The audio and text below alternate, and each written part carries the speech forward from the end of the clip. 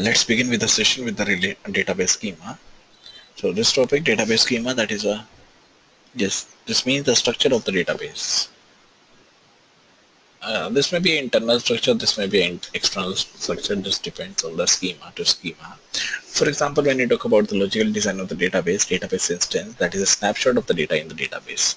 That means snapshot in the sense, at a particular time, what is the condition of that database. And the concept of a relation correspond to the programming language's notion of a variable also, while the concept of a relation schema's concept correspond to the programming language notion of a type language or type definition. And in general, a relation schema consists of the list of the attributes and their corresponding domains. That will be more precise definition of the domain of each attribute until we discuss the chapter of the sequel. Right. Now, for example, consider the same relation, consider the same table, that is a department that contains three fields: department name, building, and the budget, that is used with the change in the time as the relation is updated. For example, if I want to change the department name from the finance to the, we can say, the marketing, that is also one of the updation that is done by the database schema. Now the database schema is different. When we update, the database schema is different. So although it is very important to know the difference between the relation schema and the relation instance, we often use the same as such as a constructor to prefer both the schema and the instance. However, it is also clear whatever we mean the schema or the instance, we mean the relation name. So consider the department relation of the figure 2.5. The schema for that relation is given over here. Now this is the department, there's the department name, building, and the budget. Same way, there are the three fields: department name, building, and the budget. Note that the relation note that the table department name appears in both the instructor relation and the department schema, and this duplication is not a coincidence. Rather, using the common attribute in relation schema is one of the way of relating the tuples of the distinct relationship or relations. For example, suppose we wish to find the information about all the instructors who work in the Watson building. So we first look at the department relation to find the department name of all the department housed in the Watson. Then go to the instructor. That means we have to relate both the table, that is the department, and the instructor table. Yes, then we get the department name, then we get the section ID, course ID, sec ID, semester, year, building. This is the next example, that is a section relation. This is the course ID, section ID. Now, there are 5 fields over here. One field is a course ID, then there is a section ID, then there is a semester, then year, building, room number, and the time slot ID. This shows a simple instance of the teacher's relation, that is, for example, if you imagine, there are many more relations maintained in the real university database, and in addition to these relations, we have listed already the instructors, department, course, section, prerequisite, teachers who uses the following relation in the context. So there is ID, course ID, section ID, semester, and the year over here. Now, next topic is the keys. That may be a primary key, that may be a secondary key, that may be a primary key, that may be a foreign key, that may be a unique key. So whenever we want to find whenever we want to find the values of the attribute value of a tuple, that must be say that we uniquely defines a value or identify the tuple. In other words, no two tuple in a relation. That means there are no two rows in a relation that have exactly the same value for all the attributes. That is known as the key. And the super key is a set of the one or more attribute that collectively allows us to identify whatever the data, whatever the uniquely identified tuple in a relation. For example, the ID attribute of a relation instructor is sufficient to differentiate one instructor tuple from the another. Therefore, ID is a super key. And the name attribute of an instructor, on the other hand, is not a super key, because several instructors might have the same name, might have the same ID, might have the same relation, might have the same attribute in the schema of the relation R. Suppose if we say that a subset key of the R is the super key for the R, then we are restricting the consideration with the relations R with the two distinct tuples having the same value on all the attributes.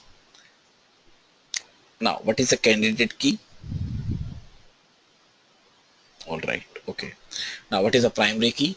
So it is a set of the attributes or one or more attribute. That means set of the fields or one or more columns field that uniquely identify the tuples within a relation. For example, when you talk about the employee ID, that is a unique in the employee table, or the student ID or the roll number in the student table, that is a primary key. So primary key is a set of the attributes or combination of the attribute that uniquely identify the tuples within a relation. Yes, this is a unique for each and every table. That is same for the two tables, that I agree for joining the tables, but the primary key is a key that is unique for a relation for a table. And primary keys must be chosen with the care, and as we noted, the name of the person is obviously not sufficient because there are n many as person with the same name. Because SSN number, yes, in the United States there is a SSN number, like in your country there is a SSN number attribute of a person that will be known as a candidate key. So alternative is to use a unique combination of all the other relation or attribute in a relation. Then next is a foreign key. All the attributes with the one relation with another relation, that is known as a foreign key. Then schema diagrams. What are the various schema diagram? That is one of the main concept over here is a UML diagram, that is a unified modeling language diagrams, that is used for the university organization, and each relation appears as a box with the relation names at the top in W and the attribute listed inside the box. Now, this is the text relation or attribute or the entity. This is the ID, that there is a course ID, section ID, semester, year, and the grade. Now, suppose if I'm talking about this example, this table, now there is ID. Okay.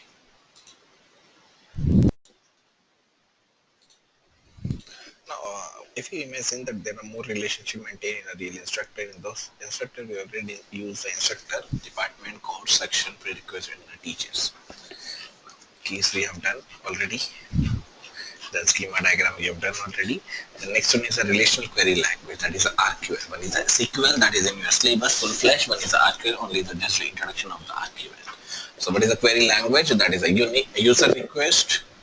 Yeah, it is a language in which a user requests information from the database. That means a user requests the information, whatever the information that they need from the database. And these languages are usually on a level higher than that of the standard programming languages. And query languages can be categorized as either procedural language or the non-procedural language. And when we talk about the procedural language, the user instructs the system how to do, what to do, but not how to do. A non-procedural user describes the desired information without giving a specific procedure for obtaining that information. That means what is to do, but not how to do. Right. So there are two concepts in the RQL. One is a procedure, one is a non-procedural. The relational operators, same operators, logical operators, Boolean operator that we have studied in the programming also. That operator will be used as a priority, but the result is always a single relation.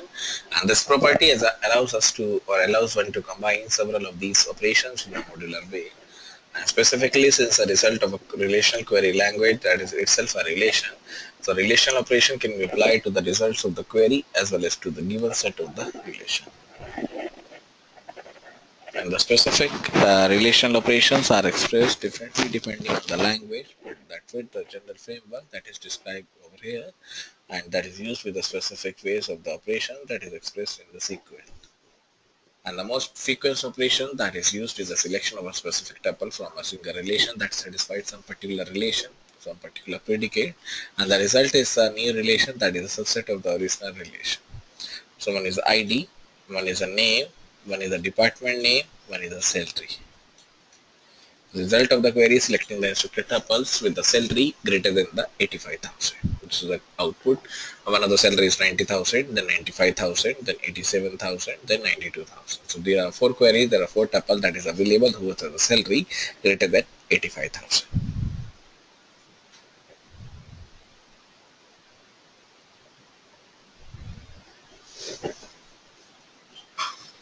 Next is the join operation that is used with the natural join, inner join, outer join. Natural join is automatically the two tables will be joined. with the instructor department, with the instructor relation that matches the tuple in the relation schemas, in the department relation.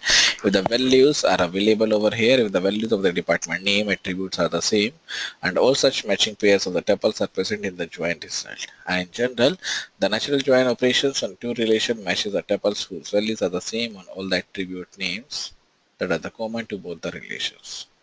And the Cartesian product operation combines the tuple from two of the relations, but unlike the join operation, its result contains all the pairs of the tuples from two relations regardless of whether their attribute values matches or not.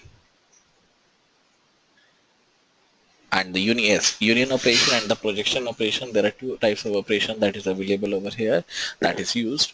One is a union, that means we can perform the set operations on the table. One is a set difference, one is intersection that provides the ID and the salary over here. Now this is a result of the selecting attributes ID and the salary of the instructors with the salary greater than the 85,000. So one is a selection, one is a projection.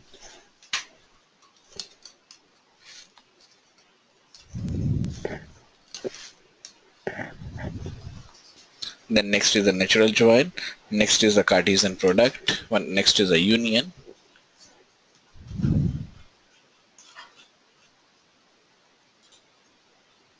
So let's finish this chapter with the summary. So first topic that we have studied over here is a relational data model that is based on the relation of the collection of the tables. And the users of the database schema may query these tables, insert the new rows, delete the tuples, and also modifying the tuples. And there are multiple languages, several languages for expressing these operations. And what is a schema? That refers to the logical design, while an instance refers to the content at a point in time. And the schema of the database and the instance of a database are similarly defined. And the schema of the relation includes attribute and optionally the type of the attributes, constraints on the relation such as a primary key constraint, foreign key constraint. The next one is a super key of a relation, that is a set of one or more attributes whose values are guaranteed to identify the tuples in the relation. And candidate key is a minimal super key, that is a set of the attributes to form a super key, but none of the subsets is a super key. One of the candidate key of a relation is chosen as a primary key. Then we studied about the foreign key also, that is a set of the attributes in a referencing relation, such that for each tuple in the referencing relation, the values of the foreign key attributes are guaranteed to occur as a primary key. The next one is a schema diagram, that is a pictorial depiction of the schema of the database that shows the relation in the database. The RQL, that is a relational query language, then relational algebra. So we are finished with this chapter, and in the next class, that is in the Monday's class, we are going to start with a new chapter. Yes, new chapter.